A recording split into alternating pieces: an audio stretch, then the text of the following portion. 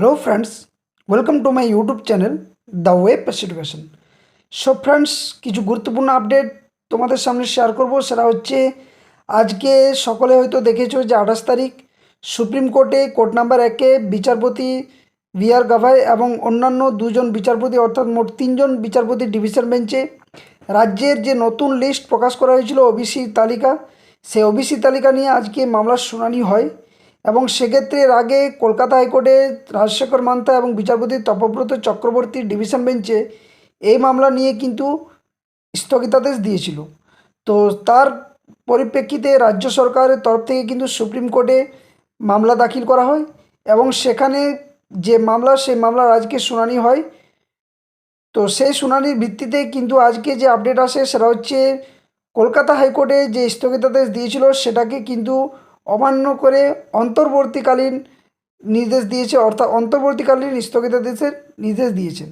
এখান থেকে একটা বিষয় পরিষ্কার যে রাজ্যের যে ওবিসি নতুন লিস্ট সেটা নিয়ে কিন্তু সুপ্রিম কোর্ট কোনোভাবেই আর দ্বিমত পোষণ করেননি এবং সেটা যেহেতু রাজ্য সরকারের নিজস্ব ম্যাটার, সেই হিসাবে কিন্তু এই মামলার পরিপ্রেক্ষিতে সুপ্রিম কোর্ট নতুন যে ওবিসি তালিকা সেটা নিয়ে কোনো কিন্তু আর বাতিল বা কোনো আলাদা নির্দেশ দেয়নি।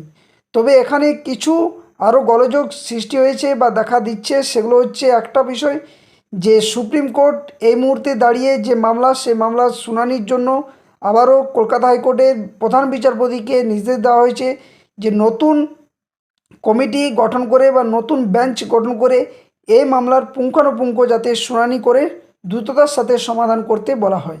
এবং সেই সমাধানের প্রথম যে নির্দেশ সেটা কিন্তু দেওয়া হয়েছে 6 থেকে 7 সপ্তাহ, অর্থাৎ প্রায় 1.5 মাস সময় কিন্তু দেওয়া হয়েছে এই মুহূর্তে দাঁড়িয়ে।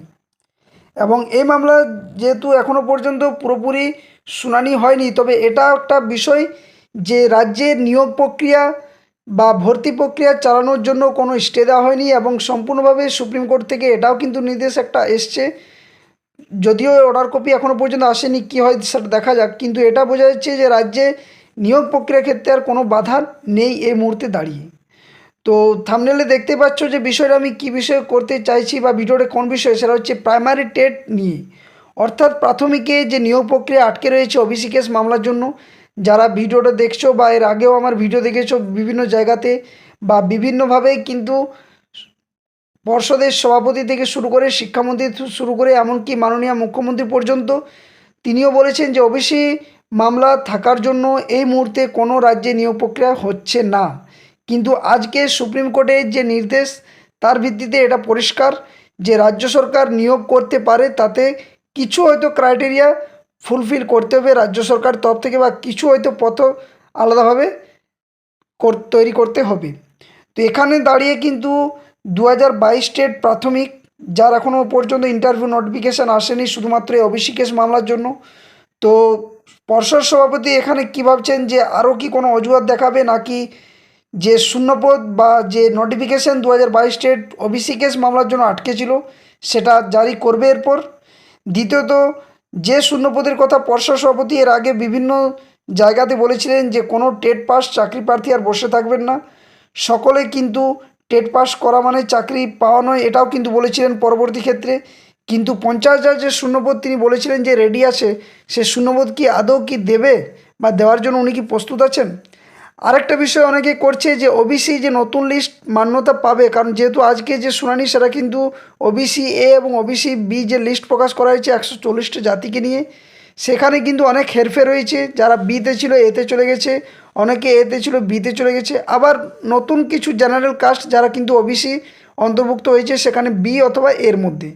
তো এক্ষেত্রে দাঁড়িয়ে অনেকেই কিন্তু প্রশ্ন করছে যে আগে যারা টেট পাস করেনি বা হয়তো জেনারেল কাস্ট ছিল 90তে যেহেতু কোয়ালিফাইড, তার ক্ষেত্রে তারা হয়তো 88 কি 89 পেয়েছে এবং এখন যে লিস্ট সেই ভিত্তিতে তারা ওবিসি হয়ে গেছে।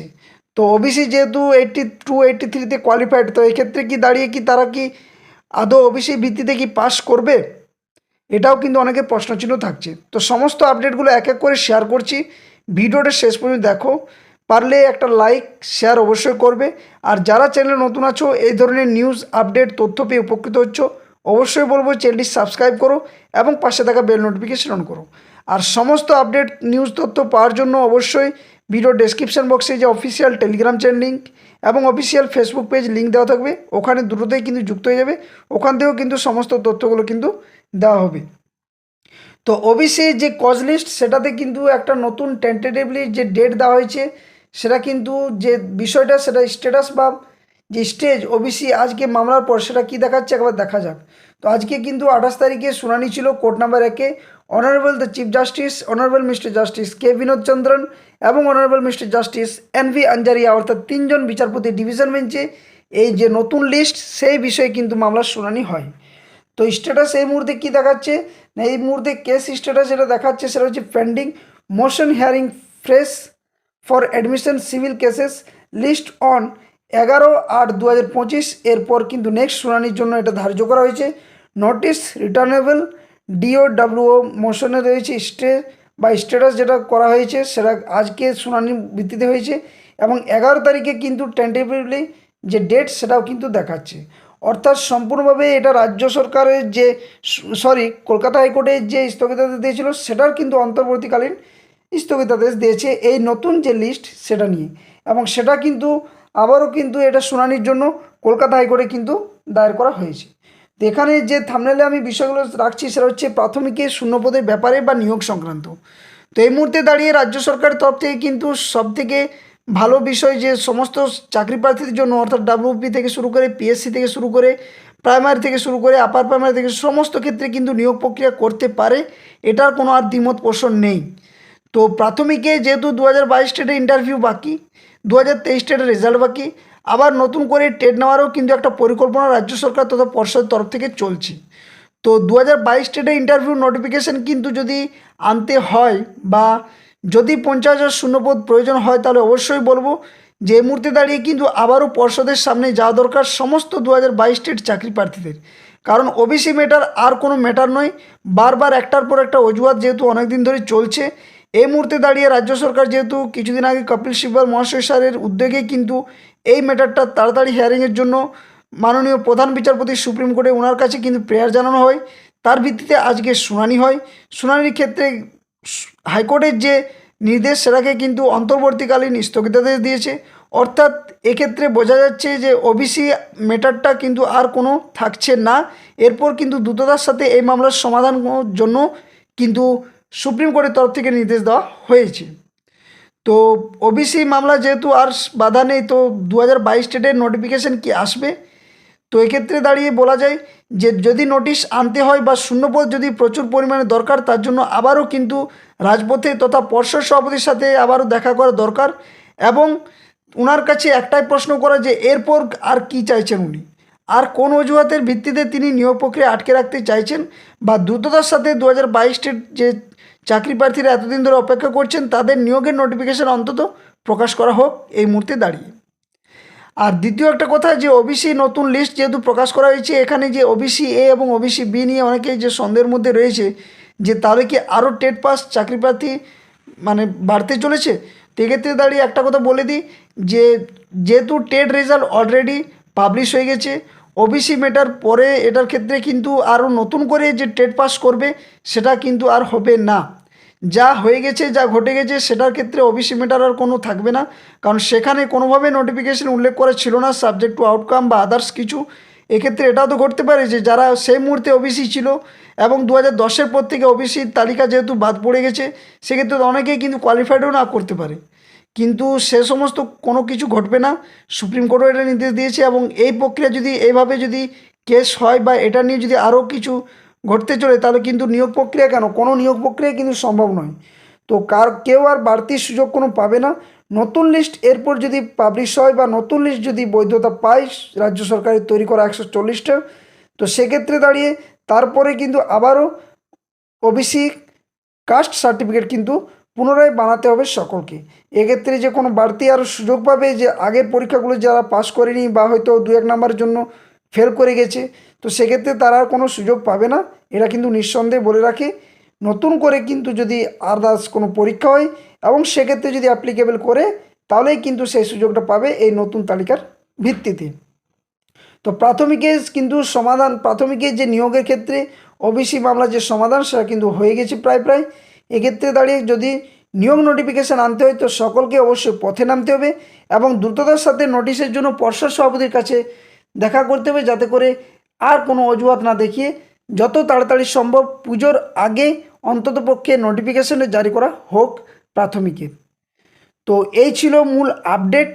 পরবর্তী কি আপডেট আসছে বা রাজ্য সরকারই বা কী পদক্ষেপ নিচ্ছে নতুন 140টা লিস্ট নিয়ে, হাইকোর্টে বা কী ধরনের শুনানি এরপর হতে চলেছে, নতুন বেঞ্চ বা নতুন যে কমিটি গঠন হবে, যেহেতু হাইকোর্টে দুবার কিন্তু বেঞ্চ পরিবর্তন, মামলার শুনানির যে যে বিচারপতিদের বেঞ্চ পরিবর্তন সেটা কিন্তু ঘটেছে, দেখা গেছে। যেখানে তপব্রত চক্রবর্তী আলাদা বেঞ্চে চলে গেছেন, রাজশেখর মান্থা মহাশয়বাবু তিনিও আলাদা বেঞ্চে চলে গেছেন।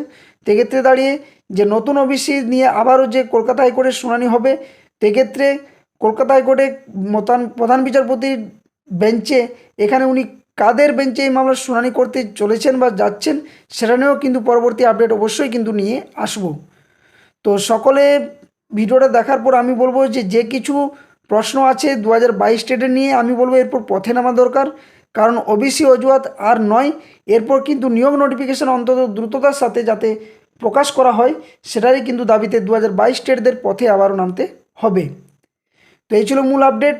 যদি ভিডিওটি ভালো লেগে থাকে অবশ্যই ভিডিওটি লাইক শেয়ার করবে এবং চ্যানেল নতুন হয়ে থাকলে এই ধরনের আপডেট পেয়ে যদি উপকৃত হয়ে থাকো অবশ্যই বলবো চ্যানেলটি সাবস্ক্রাইব করো এবং পাশে থাকা বেল নোটিফিকেশন অন করো, যাতে সমস্ত আপডেট সঠিক সময় পেয়ে যাও। আর ভিডিওর ডেসক্রিপশন বক্সে যে official Telegram channel link, official Facebook পেজের লিঙ্ক দেওয়া থাকবে, ওখানে অবশ্যই কিন্তু সকলে যুক্ত হয়ে যাবে। সমস্ত তথ্য একদম ডিটেলস আকারে প্রোভাইড করা হয়। তো সকলে ভালো থাকো, ভিডিওটা এখানে শেষ করছি। ধন্যবাদ, জয় হিন্দ।